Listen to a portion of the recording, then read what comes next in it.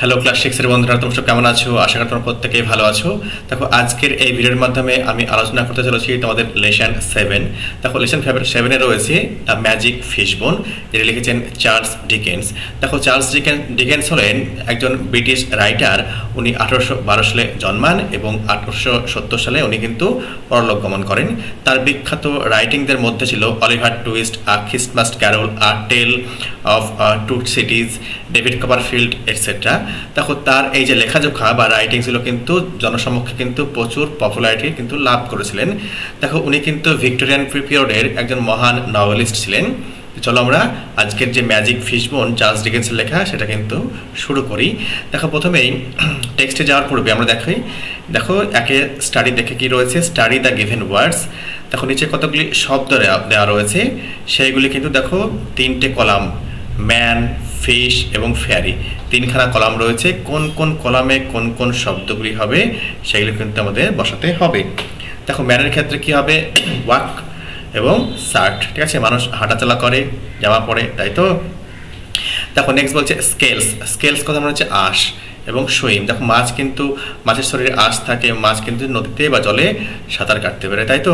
দেখো, fairy. Fairy কথা অর্থ হচ্ছে পরি। পরিদের হাতে দেখবে একটা ওয়ান্ড থাকে, দণ্ড থাকে, এবং তারা কিন্তু আকাশে কিন্তু উঠতেও পারে তাদের ডানার সাহায্যে। ওকে, দেখো পরবর্তী ক্ষেত্রে আমরা দেখি বেশ কতগুলি ছবি দেওয়া রয়েছে।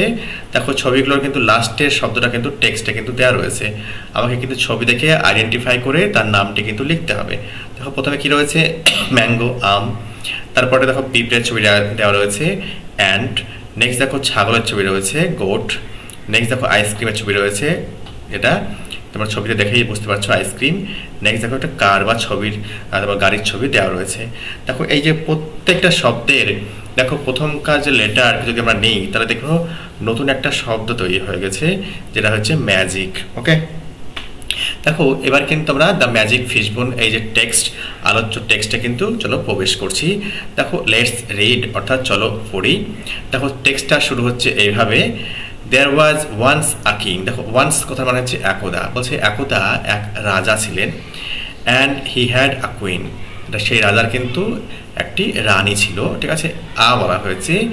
দে হ্যাড সেভারাল চিলড্রেন। দেখো, রাজা এবং রানীর বেশ কতগুলি বা কয়েকটি কিন্তু ছেলে মেয়ে ছিল, চিলড্রেন বলা হয়েছে, সেভারাল। ওকে, দেখো, অ্যালিশা ওয়াজ দ্য এল্ডেস্ট। দেখো, তার ছেলে মেয়েদের মধ্যে অ্যালিশা ছিল সব থেকে বড় কন্যা।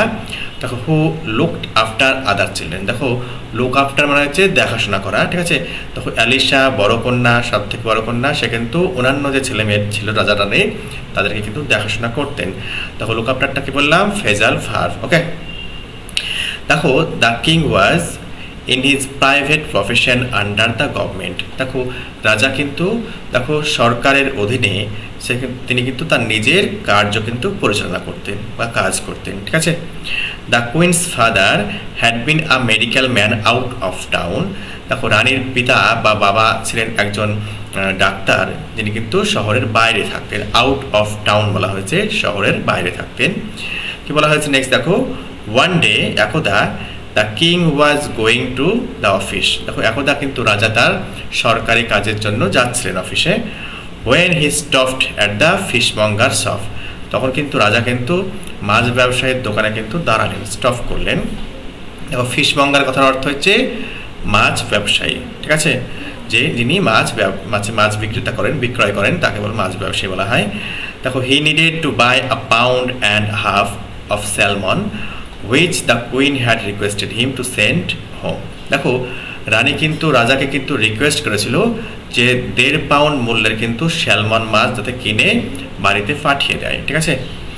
দেখো, he had not proceeded far after fishing his shopping. অর্থাৎ রাজা তার যে কেনাকাটা, সেই কেনাকাটা শেষ করার পর বেশ কিছু দূর কিন্তু এগোয়নি, অর্থাৎ বেশি দূর কিন্তু যায়নি।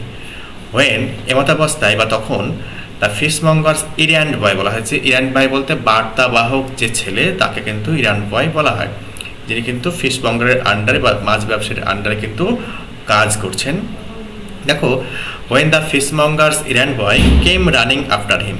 তখন কিন্তু রাজার পিছন পিছন ছুটে এলো, ঠিক আছে, ফিশমঙ্গারের বার্তাবাহক ছেলে। হি সেড, ছেলেটি বলল, স্যার মহাশয়, you didn't notice the old lady in our shop. বলছে কি জিজ্ঞেস করলো না তো, রাজাকে জিজ্ঞেস করলো, মহাশয় আপনি আমাদের শপে বৃদ্ধা মহিলাকে কি দেখেছিলেন? Old lady, what old lady, কোন বৃদ্ধা মহিলা? এনকোয়ার্ড দ্য কিং, রাজা কিন্তু জিজ্ঞেস করলো। আই শ নান, আমি কিন্তু কাউকে দেখিনি। Now the king had not seen any old lady because she had been invisible to him. দেখো রাজা কিন্তু কোনো বৃদ্ধাকে কিন্তু দেখেননি। কেন? তো বৃদ্ধা মহিলা কিন্তু রাজার কাছে কিন্তু অদৃশ্য ছিলেন। ইনভিজিবল কথার অর্থ হচ্ছে অদৃশ্য থাকা। যদিও ভিজিবল টু দ্য ফিশমঙ্গার্স বয়, যদিও কিন্তু ফিশমঙ্গারের ছেলেটার কাছে কিন্তু দেখো ওই বৃদ্ধা কিন্তু ভিজিবল ছিলেন, দৃশ্যগোচর ছিলেন। ঠিক আছে, আশা করি তোমরা টেক্সটটা বুঝতে পেরেছো। যদি টেক্সটটা বুঝতে সমস্যা হয়ে থাকে আগাপিছা করে ভিডিওটা দেখলে কিন্তু মানে ক্লিয়ার হয়ে যাবে। তো চলো আমরা অ্যাক্টিভিটি 1, 2 এবং 3 এক এক করে দেখে নেব। দেখো এখানে কিন্তু 3টে করে অপশন রয়েছে, আমাকে সঠিকটাই কিন্তু টিক দিতে হবে। দেখো অ্যালিশিয়া কি বলছে, লুকড আফটার, কাদেরকে দেখাশোনা করতো? হার ব্রাদার্স অ্যান্ড সিস্টার্স, তার ভাই বোনদের কিন্তু দেখাশোনা করতো। অ্যালিশিয়া ছিল রাজা রানীর সব থেকে বড় কন্যা, তাই তো? The queen's father had been a medical man, দেখো কুইনের পিতা বা রানীর পিতা কিন্তু একজন ডাক্তার ছিলেন। মেডিকেল ম্যান কথা মানে হচ্ছে ডাক্তার, যিনি কিন্তু শহরের বাইরে থাকতেন। The king wanted to buy salmon weighing, কি বলছে? আ পাউন্ড অ্যান্ড হাফ, অর্থাৎ 1.5 পাউন্ড মূল্যের স্যালমন কিনতে চেয়েছিলেন। The old lady had been visible to, কার কাছে দেখা ভিজিবল ছিল? দৃশ্যগোচর ছিল। দ্য ফিশমঙ্গার্স বয়, অর্থাৎ মৎস্য ব্যবসায়ীর ওই ছেলেটার কাছে কিন্তু দৃশ্যগোচর ছিল। দেখো অ্যাক্টিভিটি 2তে আমরা খেয়াল করি। অ্যাক্টিভিটি 2তে রয়েছে দেখো অ্যারেঞ্জ রয়েছে। দেখো আমরা প্রথমে কি কাজ করবো, যদি এইরকম অ্যারেঞ্জ করতে দেওয়া হয় তাহলে কিন্তু ওই লাইনগুলো প্রথমে আন্ডারলাইন করবো রুল দিয়ে, ঠিক আছে, টেক্সটে। তারপরে যে লাইনটা প্রথমে হয়েছে সেটা 1, তারপরে যেটা হয়েছে 2, এইভাবে কিন্তু একের পর এক কিন্তু আমরা সাজিয়ে নেব, তাহলে দেখবা অ্যারেঞ্জটা একদম সঠিক হয়েছে। ঠিক আছে, দেখো 4 নম্বরে দেখো the king stopped at fishmonger shop, এটা 1। দেখো next he bought salmon, salmon কিনলেন। দেখো হি লেফট দ্য শপ, মাছ কেনার পর দোকানটা পরিত্যাগ করলো।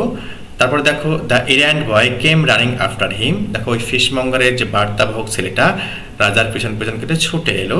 ঠিক আছে, দেখো the errand boy asked if the king had seen the old lady, errand বয়টা জিজ্ঞেস করলো রাজাকে সেই বৃদ্ধাকে দেখেছিল কিনা। নেক্সট রাজা কি জানালো? The old lady had been invisible two king, দেখো ওই বৃদ্ধা মহিলা কিন্তু রাজার কাছে কিন্তু অদৃশ্য ছিল। ঠিক আছে, অর্থাৎ রাজার দৃষ্টিতে কিন্তু আসেনি। ঠিক আছে, দেখো এই হচ্ছে অ্যারেঞ্জমেন্ট। চলো এবার অ্যাক্টিভিটি 3তে কি রয়েছে সেটা একবার দেখে নিই। বলা হয়েছে আনসার দ্য ফলোয়িং কোশ্চেন, অর্থাৎ নিচের যে প্রশ্ন রয়েছে সেই প্রশ্নের উত্তর আমাকে দিতে হবে। The king was in his private profession under the government, দেখো রাজা কিন্তু গভর্নমেন্টের অধীনে তার কিন্তু নিজের কাজ কিন্তু উনি করতেন। দেখো is this king similar to the stories of other kings that you have read so far, বলতে এতদূর পর্যন্ত তুমি যে সমস্ত রাজার কথা পড়েছো গল্পতে, দেখো এই রাজা কি সেই একই রাজা, সেটা কিন্তু এখানে জানতে চাওয়া হয়েছে। তাতে বলবো কি, দেখো আনসারটা yes, this king is similar to the stories of other kings that I have read so far. ঠিক আছে, এই হচ্ছে প্রশ্নের উত্তর। দেখো ইউনিট 1-এর দেখো টেক্সচুয়াল লাইন এবং দেখো ইউনিটের যে অ্যাক্টিভিটি 1, 2 এবং 3 কিন্তু এই হচ্ছে যাবতীয় উত্তর পর্ব। দেখো যদি তোমাদের ভিডিওটি ভালো লেগে থাকে তাহলে একটি লাইক দিয়ে চ্যানেলটিকে সাবস্ক্রাইব করে অবশ্যই আমার পাশে থেকো। চ্যানেলটিকে এগিয়ে নিয়ে যাওয়ার জন্য তোমাদের সাবস্ক্রিপশন বা সাপোর্ট কিন্তু আমার অত্যন্ত প্রয়োজন। ভালো থেকো, সুস্থ থেকো। আমি খুব তাড়াতাড়ি কিন্তু নেক্সট পার্ট নিয়ে আসবো। ভালো থেকো, সুস্থ থেকো।